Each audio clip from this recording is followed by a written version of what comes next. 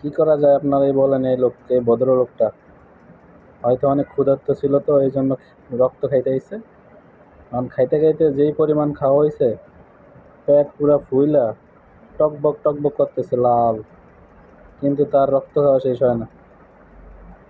এইটুকু একটা পেটে কত রক্ত আটতেছে, এটাই তো দেখার বিষয়।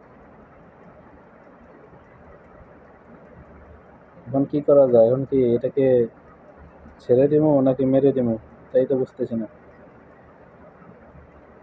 হয়েছে? এখন খাওয়া হয়েছে? পেট ভরছে নাকি আরো খাবি? খা, খাইলে খা, যতটুকু খাওয়ার ইচ্ছা থাকে ততটুকুই খা।